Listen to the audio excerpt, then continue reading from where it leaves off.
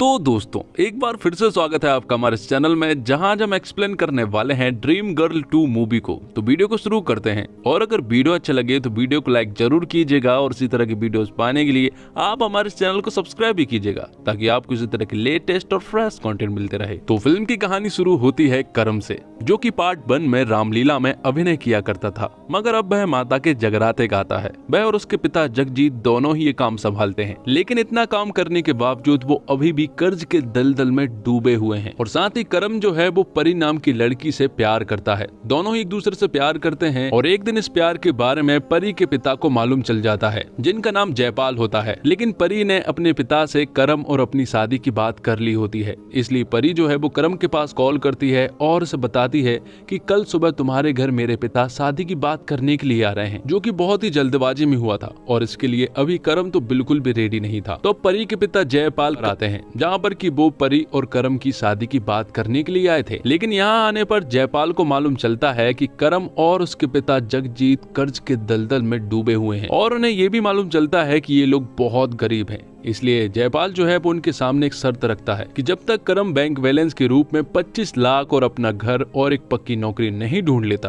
तब तक वह परी से शादी नहीं कर सकता। और इस शर्त के लिए करम हामी भर देता है, क्योंकि उसे तो परी से किसी भी हालत में शादी करनी थी। लेकिन प्रॉब्लम ये थी कि आखिर करम 6 महीने के अंदर 25 लाख रुपए कैसे जोड़ता है। तो करम का दोस्त इस्माइली और उसके पिता जगजीत उसे सोना भाई के डांसिंग बार में लड़की बनाकर पैसा कमाने की तरकीब आजमाने का सुझाव देते हैं, क्योंकि करम जो है वो ठुमके लगाने में एक्सपर्ट है। और करम के पास भी और कोई चारा नहीं था, इसलिए वो पहुंच जाते हैं सोना भाई के डांसिंग बार में। वहाँ का माहौल कुछ ऐसा था कि लोग खुलेआम पैसा लुटा रहे थे, और यही माहौल देखकर इस्माइली और करम यहाँ पर आए थे। और करम यहाँ पर पूजा के गेटअप में आए के बाद यहाँ पर सोना भाई आ जाते हैं, जो कि पूजा से मिलते हैं। और पूजा से मिलते ही सोना भाई उस पर फ्लैट हो जाते हैं। लेकिन वो ये देखना चाह रहे थे कि आखिर पूजा को कुछ आता है या फिर नहीं, इसलिए यहाँ पर पूजा जो है वो एक सॉलिड परफॉर्मेंस देती है, जहाँ पर कि सारे आदमियों को उसने अपनी ओर आकर्षित कर लिए थे। और यहाँ पर सोना भाई के सामने पूजा हिट हो चुकी थी, और उन्होंने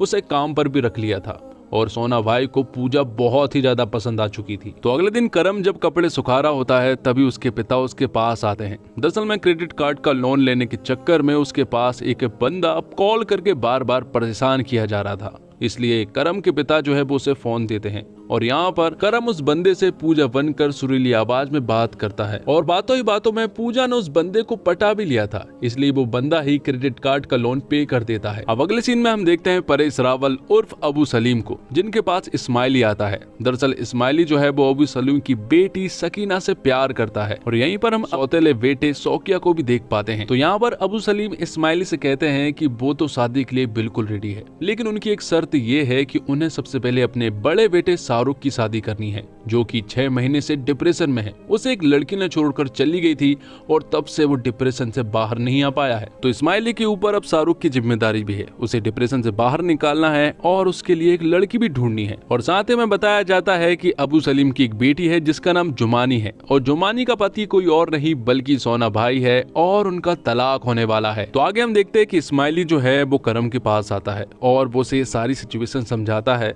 कि शाहरुख को किसी भी हालत में डिप्रेशन से बाहर लाना है, और ये काम बस पूजा ही कर सकती है। जिसके कारण करम तो यहाँ पर बिल्कुल भी नहीं मान रहा था, लेकिन इस्माइली और उसके पिता के कहने पर उसे मानना पड़ता है। जिसके बाद एक बार फिर करम यहाँ पर पूजा का गेटअप धारण करता है। तो फिर अगले ही दिन पूजा पहुंच जाती है अबू सलीम के घर पर साइकियाट्रिस्ट के रूप में, जहाँ अबू सलीम को पूजा पसंद आती है, और कहीं न कहीं उन्हें इस तरह से पसंद आने लगी थी कि अगर पूजा ने शाहरुख का इलाज कर दिया तो वो उसे ही अपनी बहू बनाएंगे। तो यहाँ पर पूजा शाहरुख का इलाज करना शुरू कर देती है।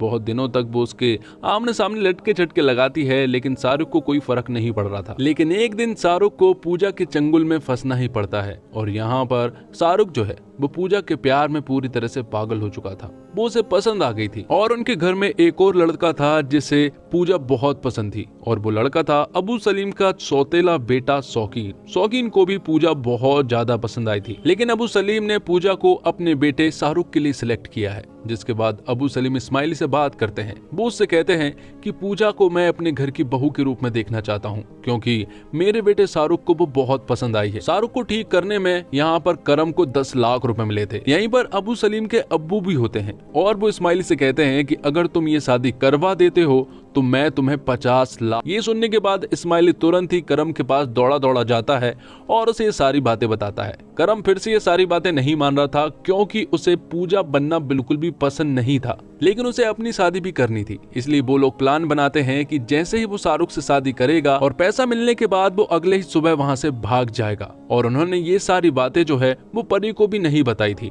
जिसके बाद करम मान जाता है पूजा बनने के लिए। और अब पूजा और शाहरुख की शादी का दिन भी आ जाता है। पूजा तैयार हो रही होती है और उसके दिमाग में बहुत सारी टेंशन भी सता रही थी, और सबसे बड़ी टेंशन ये सता रही थी कि आखिर शाहरुख से शादी करने के बाद सुहागरात के दिन शाहरुख ने उसके साथ उल्टी सीधी हरकत करने की कोशिश की तो वो क्या करेगा। जिसके बाद फाइनली उन दोनों की शादी हो जाती है। शादी के बीच में यहाँ पर करम के पास परी का कॉल आता है, जो कि फोन उसके पिता उठाते हैं और उसके पिता परी को यहाँ पर भी कुछ भी नहीं बताते हैं। अब रात को सुहागरात का टाइम था, जहाँ पूजा शाहरुख के लिए दूध का गिलास लेकर जाती है और जानबूझ गिलास को जमीन पर फेंक देती है और चिल्लाने लगती है कि ये बहुत बड़ा अपशगुन हो गया और अब हमें कुछ भी नहीं करना चाहिए। जिस पर कि शाहरुख उससे कहता है कि मैंने नींद की गोलियां खा चुका हूँ, इसलिए हमारे बीच में ऐसा कुछ भी नहीं होने वाला। ये सुनने के बाद पूजा की सांस में सांस आती है। तो अगली सुबह पूजा यहाँ से भागने वाली थी, लेकिन सुबह होते ही हम देखते हैं कि अबू सलीम के अब्बू इस दुनिया से गुजर चुके हैं, इसलिए अब वो यहाँ पर पैसों की बात तो नहीं कर सकते थे। इसलिए अब कुछ दिनों तक फिर से यहाँ पर पूजा को उनके घर पर ही रहना था। और यहाँ पर इस्माइली की शादी भी अटक जाती है, क्योंकि घर में किसी के गुजर जाने के बाद 6 महीने तक वो कोई भी शुभ काम नहीं करते हैं। तो यहाँ पर पूजा जो है वो अबू सलीम के घर पर परेशान तो थी ही, साथ में सोना भाई भी उसे परेशान किए जा रहे थे, क्योंकि वो डांस बार में नहीं आ रही थी और वो भी उसे पसंद करते थे। और साथ ही वो क्रेडिट कार्ड वाला बंदा भी उसे बार बार कॉल कर रहा था, क्योंकि वो भी पूजा से प्यार करता था। और यहाँ पर पूजा सभी को संभाल रही थी।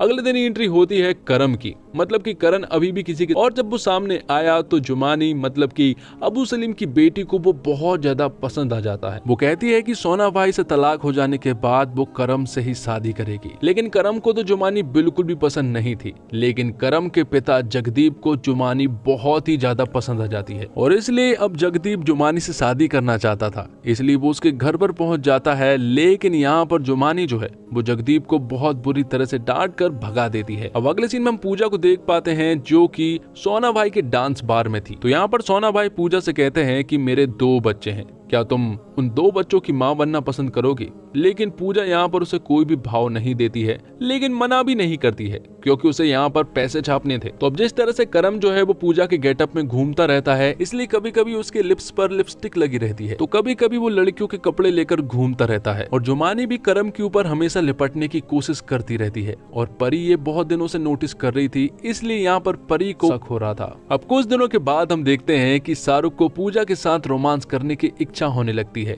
इसलिए वो उसके नजदीक जाने की कोशिश करने लगता है। लेकिन पूजा ये सब कुछ नहीं चाहती है, क्योंकि उसके अंदर पूजा नहीं बल्कि करम है। लेकिन यहाँ पर शाहरुख जब जबरदस्ती करता है तो यहाँ पर पूजा के सर के बाल निकल आते हैं और उसकी चोरी जो है वो पकड़ी जाती है।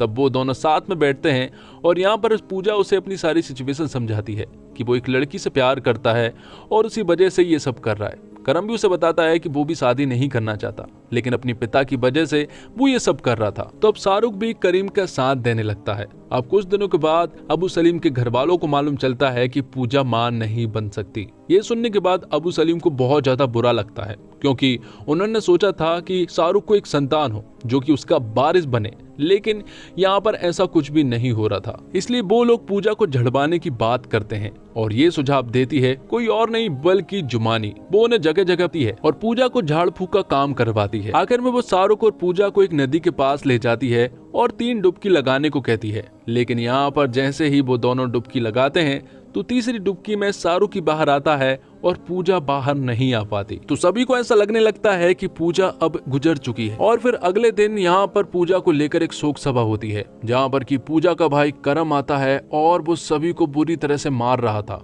क्योंकि उसे ऐसा लग रहा था कि एक बच्चे के खातिर उसकी बहन को मार दिया गया है। वो यहाँ पर सभी के ऊपर बहुत ज्यादा गुस्सा कर रहा था। लेकिन तभी करम के पास आता है इस्माइली और इस्माइली उससे कहता है कि तेरे और जुमानी के नकली अफेयर के बारे में परी को मालूम चल गया है और अब वो शादी कर रही है। और ये बात एकदम सच थी। जैसे ही यहाँ पर करम उस जगह पर पहुंचता है तो उसे मालूम चलता है कि परी सचमुच ही शादी कर रही है। दरअसल में परी ने यहाँ पर करम और जुमानी को साथ में देख लिया था, जो कि एक बहुत बड़ी गलती थी। जब वहाँ पर एक डांसिंग परफॉर्मेंस होने वाली थी तो यहाँ वो एक बार फिर से पूजा बनकर आता है और सभी के सामने एक सॉलिड परफॉर्मेंस देता है। और आखिर में वो यहाँ पर एक सॉलिड स्पीच देता है और बताता है कि एक लड़के को प्यार पाने के लिए क्या क्या करना पड़ता है। एक पुल्लिंग को स्त्रीलिंग में बनना पड़ता है और अपना प्यार को पाने के लिए वो सब कुछ करता है जो कि उसे सही लगता है, लेकिन उसका प्यार ही आगे चलकर उसे नहीं समझ पाता। वो यहाँ पर सभी को एक एक लाइन कहता है और वो सारी लाइनें जो है वो उन सभी के दिलों पर लगती है। और फिर आखिर में परी के पिता इस शादी के लिए मान जाते हैं